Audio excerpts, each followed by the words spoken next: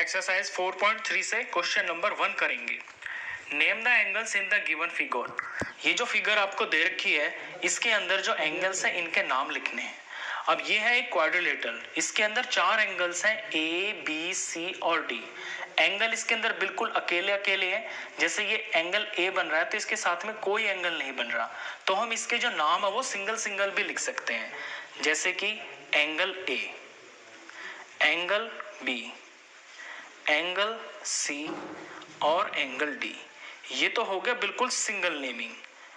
अगर हमको इनके नाम आर्म्स के साथ में लिखने हैं तो फिर हम इसे दूसरी तरह भी लिख सकते हैं। जैसे एंगल ए को हम लिख सकते हैं बी ए डी। ध्यान देने की बात यह है कि जिस एंगल को हम लिख रहे हैं वो सेंटर में आना चाहिए और इसकी जो ये आर्म्स हैं, इनके जो ये एंड पॉइंट्स हैं ये साइड में आने चाहिए।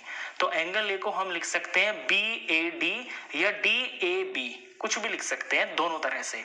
तो एंगल बी ए और डी, इसे एंगल डी ए बी भी हम लिख सकते हैं।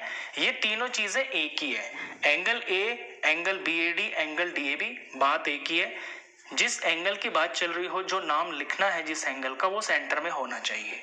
अब एंगल बी को इसी तरह से लिखते हैं। तो एंगल बी, ये बी नंबर सेंटर में होना चाहिए और ये बी बन रहा है इस लाइन से और इस लाइन सेगमेंट से। तो इसके एंड पॉइंट्स हैं ए और सी। तो बी एंगल का नाम हम लिखेंगे ए बी और ये सी। तो एंगल ए बी और सी। इसी तरह से एंगल सी को हम लिख सकते हैं, सी यहाँ पे बन रहा है, ये लाइन सेगमेंट है, डी एंड पॉइंट है, ये लाइन सेगमेंट है, बी एंड पॉइंट है। तो सी को हम लिखेंगे बी सी डी या फिर डी सी बी। कैसे भी, दोनों तरह से, किसी तरह से लिख सकते हैं। तो मैं लिख दूंगा बी सी डी।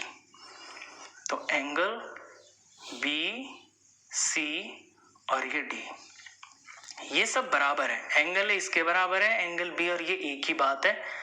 ऐसे ही एंगल डी का नाम लिखते हैं। एंगल डी यहाँ पे बना हुआ है इस पॉइंट के ऊपर और इससे जो लाइन सेगमेंट बन रही है उसका एंड पॉइंट सी है और दूसरी जो लाइन सेगमेंट है उसका एंड पॉइंट ए है। तो ए और सी साइड में आ जाएंगे, डी अंदर आ जाएगा बीच में। तो लिखेंगे ए डी सी। तो इसे हम एंगल ए डी सी लिख सकते हैं।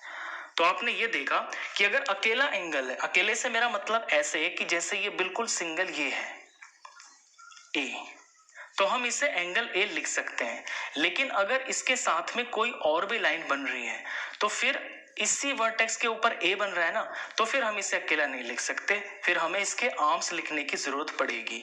आर्म्स मैंने यहाँ आपको लिख के दिखा दिए हैं कि जिस एंगल की बात चल रही है वो सेंटर में होना चाहिए और जो आर्म्स होती हैं उनके जो एंड पॉइंट्स होते हैं, जैसे यहाँ एंगल ए है, इसके आर्म्स के एंड पॉइंट सी और बी हैं, तो ये साइड में होने चाहिए, एंगल ए बीच में आना चाहिए। जैसे यहाँ आ रहा है, बी की बात है तो बी बीच में होना चाहिए, सी की बात है तो सी बीच में होना चाहिए और एंगल डी लिख रहे हैं तो एंगल डी बीच में होना चाहिए।